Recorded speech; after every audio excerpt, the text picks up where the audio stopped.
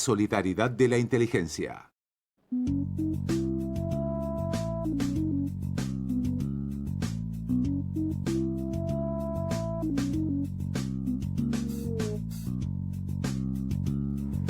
Bueno, seguimos en Pórtense Bien, que es esta exhortación simple, clara, contundente, llana, a que todos se tienen que portar bien, menos nosotros que estamos acá para portarnos mal. Así que Pórtense Bien es una exhortación dirigida a usted, señora, a usted, señora, a usted, pequeño habitante de esta Argentina problemática, difícil de vivir y atravesada en este momento por los mismos problemas de siempre, que son recurrentes, que se repiten.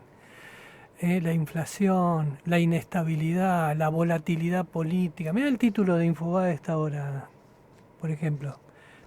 La volatilidad del gas, la Argentina ante un posible efecto dominó que la dejaría sin suficiente calefacción y electricidad. O sea, cualquier parecido con década del 80, década del 90, década del 2000, ¿es mera coincidencia o es simplemente que no se ha resuelto ninguno de los problemas estructurales que tiene Argentina? Creo que no es coincidencia, que es simplemente una consecuencia de precisamente no resolver los problemas reales que tiene la economía del país, ¿no? Sí, en este caso también con un arrastre mundial. Eh, en Europa las tarifas de la energía, del gas, han aumentado a precios exorbitantes. Hay países de Europa que dependen 100% del gas ruso. Sí, en España ya están avisando que van a subvencionar el precio del gas Y Estados Unidos para la también gente, ¿no? aumentó un 68% los envíos del GNL a Europa, como para empezar a morigerar un poco la dependencia del gas ruso. Y esto es parte de la guerra, ¿no? El tema estratégico de la energía, la provisión rusa de gas a Europa es uno de los temas que está en plena observación por todos los comandantes de todos los países que participan directo o indirectamente de esta guerra. Sí, bueno, en estas circunstancias globales está Argentina y la Argentina atravesada por sus propias circunstancias.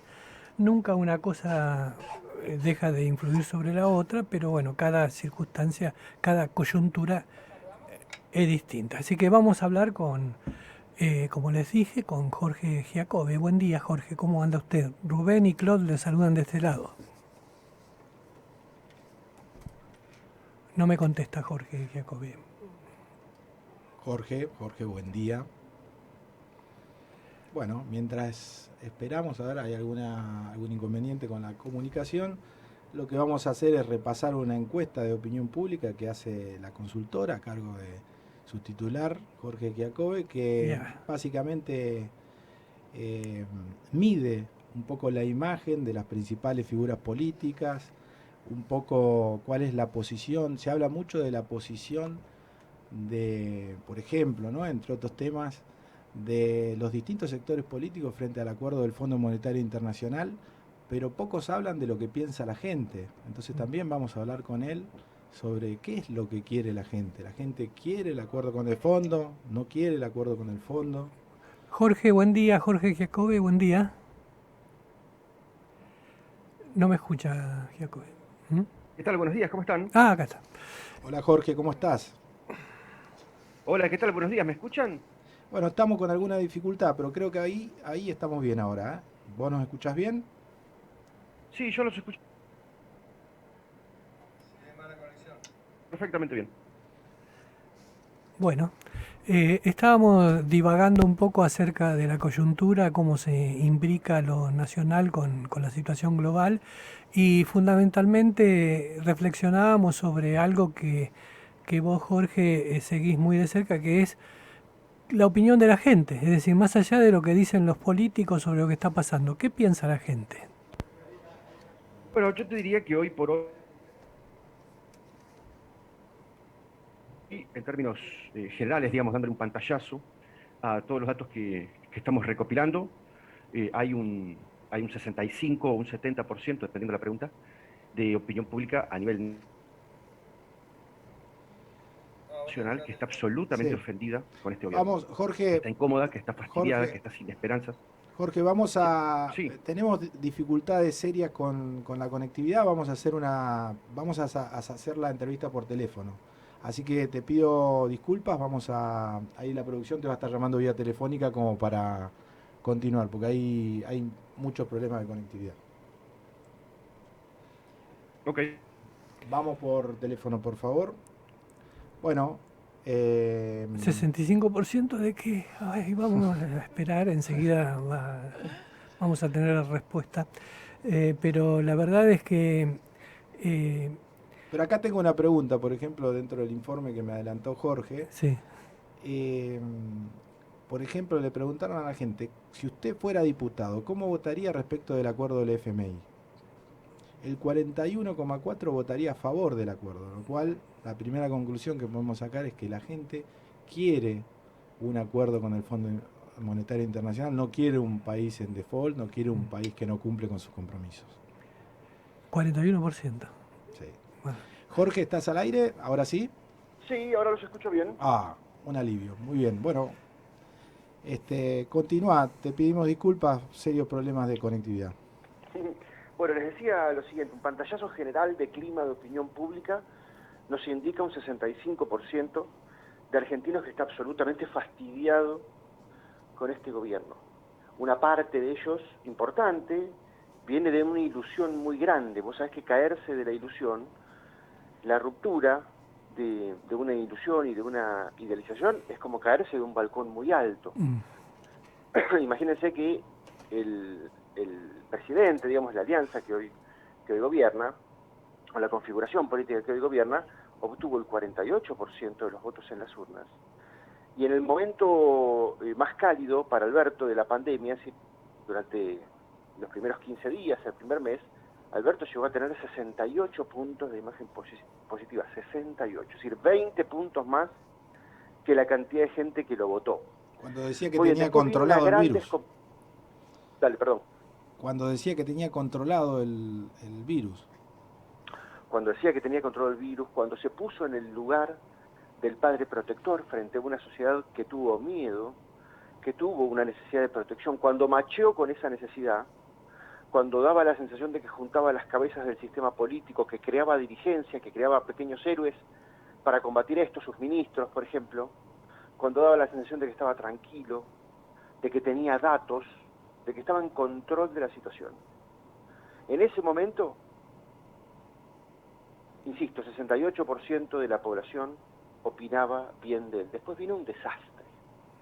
Después vino el kirchnerismo bombardeándolo desde adentro, poniéndole temas en la agenda, uno más irritante que el otro, que necesariamente lo iban a socavar, y vino la revelación de muchas mentiras a los ojos de la opinión pública de lo que estaba sucediendo realmente con la pandemia. Entonces Alberto empezó a bajar y se descompuso severamente.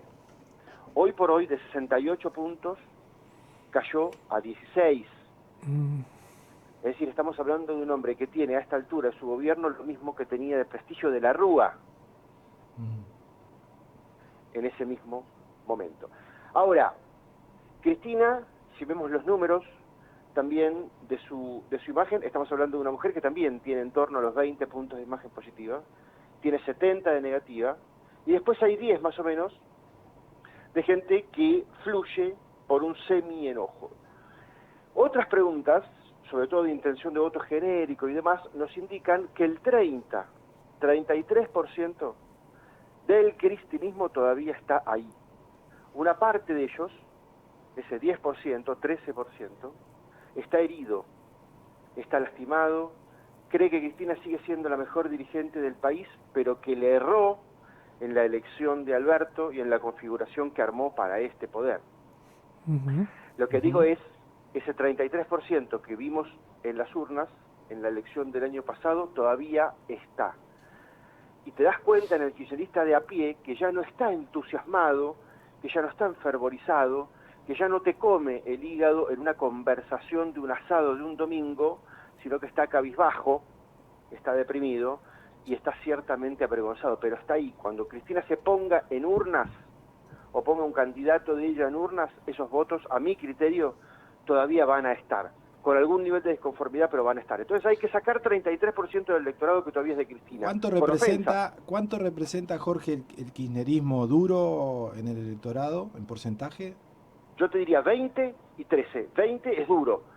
20 opina bien de ella, una parte opina bien de Alberto, cree que lo están haciendo bien, cree que solamente es una cuestión de esperar un poco el tiempo y que las cosas empiecen a dar. 20 está creyendo que lo están haciendo bien. Y hay otro 13% que sigue ahí, pero cree que lo están haciendo mal. ¿Puede estar o no estar? Dentro de ese 13%, ¿está el voto del albertismo, el masismo, o eso lo pones en otro ítem? No, el voto del albertismo y el voto del masismo es como que hablemos de Papá Noel o de los Reyes Magos. No existe, excepto en la fantasía de algunas personas. Bien. Mirá, pensá esto. En el triunfo del 2019, una parte enorme de la prensa y del análisis político dijo lo que ganó es el peronismo unido. Son los 35 de Cristina, más lo que tiene Massa, más lo que tiene Alberto. Yo dije siempre que no. Que Alberto nunca tuvo votos, a Alberto no le alcanzaban los votos para ser concejal en la ciudad de Buenos Aires, imagínate para presidente, y Massa es un gran blef de la política argentina.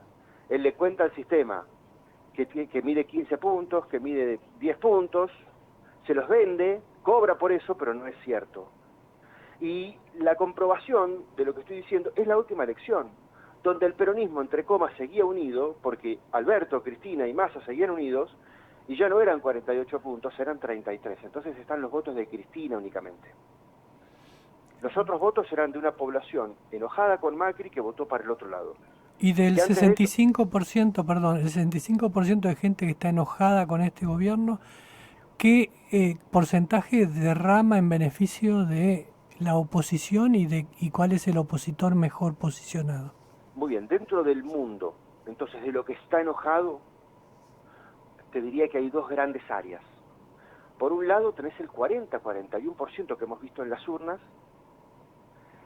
que asume valor Juntos por el Cambio, es decir, que agarra la boleta de Juntos por el Cambio, pero cuyo genérico es el antikirchnerismo. De modo tal que lo que tengo para decir es que cualquier cosa que Juntos por el Cambio le ponga en la boleta, lo van a votar, porque lo que más les interesa es frenar al kirchnerismo. Ahora hablamos de la interna de Juntos por el Cambio. Hay otra parte que está más ofendida que los anteriores, que al sistema le importa 3 pitos, que ni siquiera quiere ganar la elección, que quiere romper todo. Y ahí es donde está creciendo Milei, sobre todo en jóvenes. Milei ya está en 38 puntos de imagen positiva y en términos de intención de voto ya está arriba de los 10, te diría 13 y te diría 15 también. Dentro, entonces, vos tenés un sector de la oposición que puede hacer poder y otro sector de la oposición que crece mucho, que salió de lo, me refiero a los liberales, que crece mucho, que salió del oprobio en el cual vivió las últimas décadas largas, pero que todavía le falta para hacer poder. Van a poder ser tercera fuerza. ¿Milei puede ser sin querer serlo funcional al kirchnerismo en una hipotética elección? No creo que sea funcional el kirchnerismo. ¿Y divide el voto de derecha? No, pero no es un voto necesariamente de derecha, ni tampoco es un voto necesariamente liberal, filosóficamente liberal.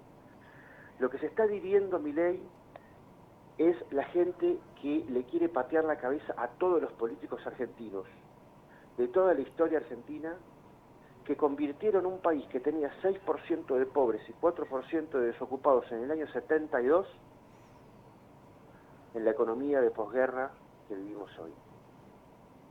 La gente que se da cuenta de que todos lo hicieron mal es hoy el voto de Milei. Y es también el voto joven, que es muy interesante pensarlo por momento vital, mucho más que por cuestiones ideológicas. Vos tenés 18 años, tenés 20 años, salís al mundo, salís de la pollera de tu mamá, te das cuenta de que tenés que decidir si vas a estudiar o te vas a dedicar a la vagancia, si vas a laburar o te vas a tirar en la cama a romper las bolas, que tenés que pensar en un futuro, que tenés que pensar si le vas a poner esfuerzo o no le vas a poner esfuerzo.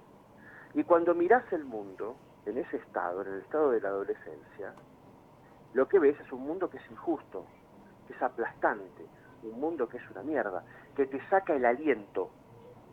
Muy bien, en ese momento de la adolescencia vos lo que haces es querés devolverle al mundo todo tu disgusto. Se lo devolvés con la música que escuchás, con el pelo que usás, con la remera que usás, con la identidad que adoptás. En términos políticos, eso se traduce a también buscar una herramienta que sea la de vamos a patear el tablero de todo. Décadas atrás, esa herramienta había sido la izquierda. Hoy la izquierda está en vetusta, hoy la izquierda está tan fuera de toda norma, está tan loca, que esa parada la han copado los liberales. Digo, estar en ese momento, que es un momento importante, es un momento muy interesante. Es la primera vez que ocurre en la Argentina, digamos, desde el siglo pasado hasta acá, que se refugia todo el descontento en una propuesta de derecha o en una propuesta liberal.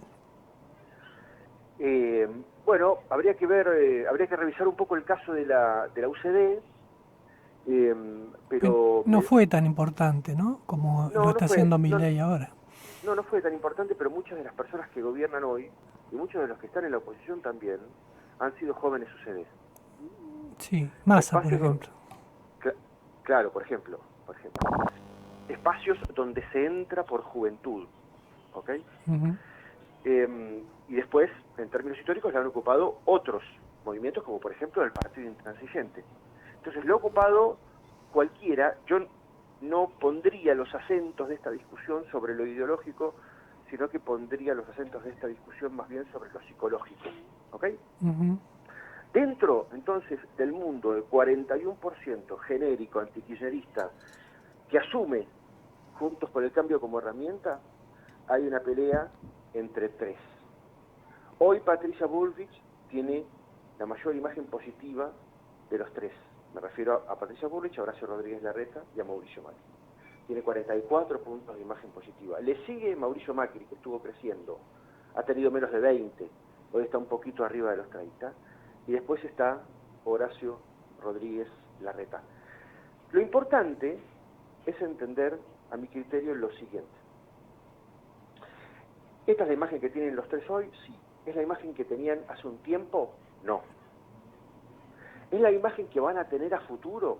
No, no necesariamente. Es solamente lo que está sucediendo hoy. Lo que yo creo es que para el 2023, mucho más que la imagen, van a importar los atributos de identidad de cada uno de los candidatos. Y entonces repaso ahora qué es lo que opina la gente de cada uno de ellos. Sobre Patricia Bullrich, la opinión pública piensa que tiene los ovarios suficientes como para plantarse duro frente al kirchnerismo. Sobre Horacio Rodríguez Larreta, la gente opina que es blando frente al kirchnerismo, aunque es un buen gestor. Y sobre Mauricio Macri, es una de las contradicciones de Cristina, por eso ha estado creciendo, pero si se largara una campaña presidencial, antes de construir la esperanza hacia el futuro, va a tener que dar explicaciones de lo que pasó antes. Uh-huh. Entonces, todos tienen, te diría, aspectos a favor y aspectos en contra. Lo importante no es cómo van a resolver esa interna entre ellos. Esto no es al antojo de ellos. Esto es al antojo de la opinión pública. ¿Qué es lo que va a necesitar la opinión pública antes de las elecciones del 23? ¿Cuál va a ser el espíritu del tiempo? Vamos a tener una Cristina desbocada, vamos por todo, Venezuela, Cuba, patatín patatero, la gente asustada y demás, con la suma de todos sus miedos, y entonces hay que buscar un martillo para pegarle un fierrazo político en la cabeza, lo digo simbólicamente, ¿no? Entonces el agua va a ir ahí hacia un lado. Va a ser una Argentina lacónica, triste, sin demasiada conflictividad política, sabiendo ya que el kirchnerismo pierde y que viene otra cosa, y entonces necesitamos un administrador de consorcio de propietarios, entonces el agua va a ir para otro lado. Bien. Vamos a ver, hablamos en unas semanas, en un mes más o menos, a ver cómo va pintando, Jorge. Absolutamente, cuando ustedes quieran. Jorge, antes de cortar la entrevista, me gustaría preguntarte si tenés algún número de Neuquén, si estás un poco informado sobre la interna del MPN, sobre un poco el cronograma electoral adelantado que se vive en Neuquén. No, no estoy midiendo Neuquén todavía. Me parece que los números de la elección pasada indican que todavía el MPN, que se venía convirtiendo en un signo del pasado también, que se venía poniendo vetusto, puede tener alguna chance de revitalizarse, digamos. Me parece que le está pasando al MPN lo mismo que le está pasando al resto de la política argentina. O renueva su dirigencia, o si no, tienden a ser herramientas del pasado. Bueno, acá me escribe un amigo fanático de Bullrich y te tengo que hacer una pregunta, te vuelvo un poquito y con esto terminamos. Porque a mí me da la sensación, y esto es una discusión que tengo con este amigo que me escribe, y me parece que vos vas a ser un poco el que desempata esta discusión. A mí me da la sensación que Bullrich, si bien tiene buena imagen, se asemeja al fenómeno que en algún momento tuvo Lilita Carrió, donde tenía una muy buena imagen, pero esa misma persona o electorado que la ponderaba desde el punto de vista de imagen, no la veía como una mujer de Estado. Entonces está todo bien, pero no la veía en el cargo, no la veía ejerciendo el cargo. ¿Le pasa eso a Bullrich, lo que le pasaba a Carrió? ¿La votaban sabiendo que no iba a ganar? No, porque Carrió nunca tuvo votos como para pensar en largarse a una presidencial. Patricia, cuando hablamos de ya una hipotética interna con Horacio Rodríguez Larreta, estamos hablando de que los votos están mucho más parejos. Carrió siempre funcionó en la cabeza de los argentinos como una fiscal de Estado por fuera del sistema, como una mujer en busca de lo honesto. Ahora, uno nunca le hubiera dado a Carrió el poder ejecutivo. De la misma manera funcionaba, por ejemplo, Margarita Stolbizer, una mujer absolutamente honesta, que está bárbaro para ladrarle al sistema, pero no para prestárselo. Me parece que Patricia Bullrich está en otro lugar. Además ha tenido gestión, y la gente reconoce su gestión en el Ministerio de Seguridad como lo único que salió bien del ejercicio de Macri, así como reconoce también la gestión de Horacio Rodríguez Larreta en la ciudad. Así que me parece que no arrancan del mismo lugar, me parece que la construcción simbólica de las dos no es la misma, pero es una pelea donde los dos que pugnan hoy van a tener que construir la idea de que son hombres de Estado. Es decir, la idea de que Horacio Rodríguez Larreta, además de gestionar la ciudad que tiene el mayor PBI de la Argentina, también puede gestionar La Matanza, puede gestionar Formosa, puede gestionar Neuquén, o puede gestionar Tierra del Fuego, y lo mismo va a tener que hacer Patricia Bullrich. Es decir, crecer hacia la idea de lo nacional. Jorge Giacobbe, muchas gracias y hasta prontito que vamos a hablar de nuevo. Gracias, Jorge. Abrazo grande. Muy bien. La política no es una pavada. Con una buena payada.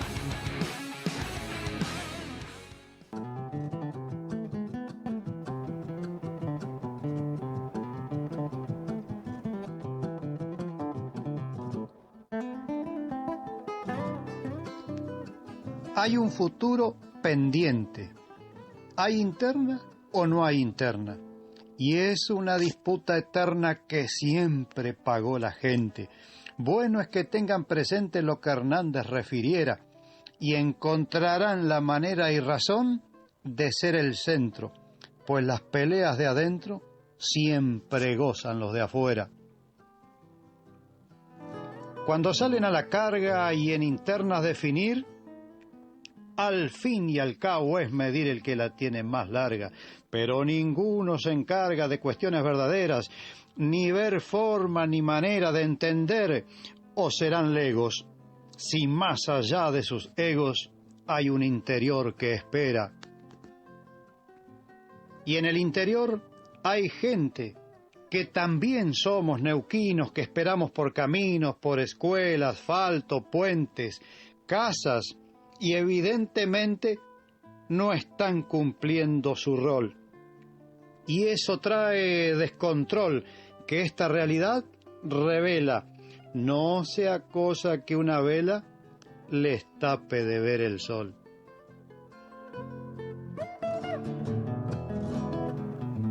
Nuestro payador exclusivo de Pórtense Bien.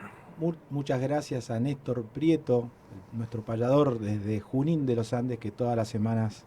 Bueno, el tema es la interna del MPN, porque por ahí pasa la gran referencia para situarnos en el panorama electoral del 2023 en Neuquén.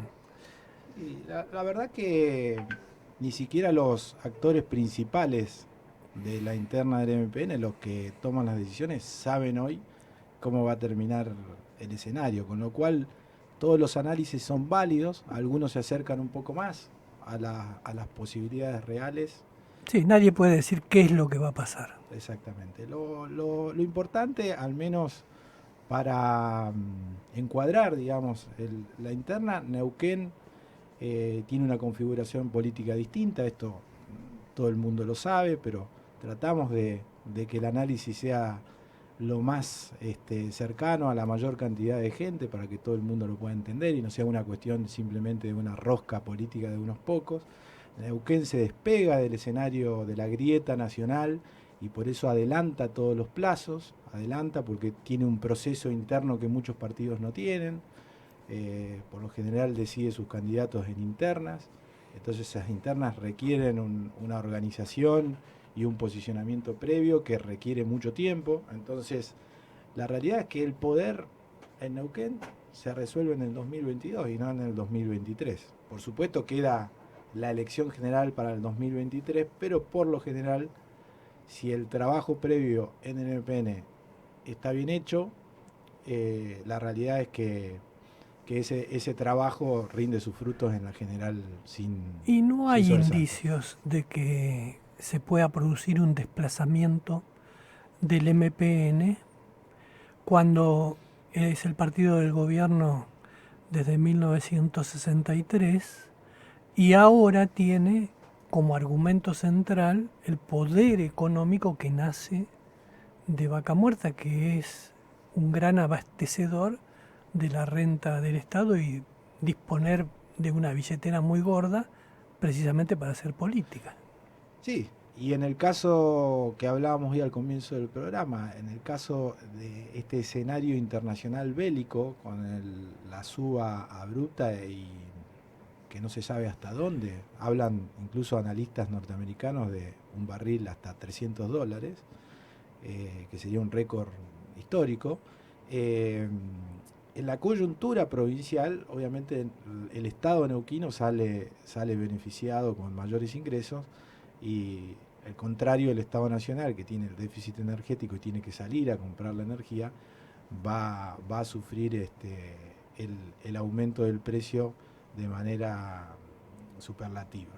Entonces, en ese escenario, Neuquén adelanta su proceso electoral, lo hace con mucha inteligencia, y cuando hablamos del MPN, no estamos hablando, Rubén, del partido de hace, te diría, 15 años atrás. Estamos hablando de un MPN que en realidad es virtualmente un frente electoral que está compuesto no solamente por el MPN, sino por un conjunto de sectores políticos y de partidos políticos que hoy juegan en el mismo equipo con intereses comunes y donde el MPN inteligentemente reparte una cuota de poder a esos sectores para que no estén enfrente. Hay muchos sectores que suman votos y bueno, también hay sectores... La experiencia que se ha hecho acá a nivel municipal, ¿no? Sí. Puede ampliarse más todavía. Puede ampliarse más porque una cosa es el sistema de colectoras y otra cosa aún más amplia podría ser lo que se llamaría un frente electoral de varios partidos, donde incluso se podría compartir hasta la fórmula. Yo estoy en condiciones de decir que es probable que la fórmula del MPN tenga un vicegobernador extrapartidario, por ejemplo. Es seguro. ¿Peronista? Es seguro que está en la mesa del análisis. con seguridad. ¿Desde el peronismo o desde algún otro lado? Extrapartidario, por fuera del MPN, y mujer. Una mujer que no es del MPN podría ser parte de la fórmula que ofrezca el MPN en el 2023. Bueno, esto es toda una novedad, sería. Sí, No sería la primera vez, porque recordemos que en su momento Felipe Zapag tuvo en sus filas a peronistas destacados, como funcionarios y como representantes también para el electorado. Y Jorge Zapag también sorprendió en su momento con una fórmula con Ana Pechén, que si bien era estaba afiliada. Estaba afiliada y era de familia, su marido era incluso funcionario del gobierno histórico. La realidad es que Ana Pechén venía de la universidad. Sí, de ser rectora de la Universidad Nacional del Comahue. Exacto, y no estaba involucrada en la política partidaria diaria y se mostró como una novedad política en ese momento. Bueno, de todas maneras, la interna del MPN va a tener 2 capítulos, ¿no? Porque primero va a pasar por la renovación de autoridades, que va a ser ahí cerrada, una interna cerrada a los afiliados, y después viene la interna abierta para ya elegir candidatos. Sí, la interna partidaria yo creo que va a ser sorteada sin sobresaltos y yo creo que se está trabajando en un consenso donde no va a haber compulsa electoral. Hay un dato más que a mí me gustaría también, Rubén, ponerlo en la mesa ante vos y ante la audiencia, que es el tema de la negociación y el diálogo. El MPN históricamente, las internas del MPN fortalecen al partido, al frente, a esta gran confluencia de partidos, de sectores, de dirigentes.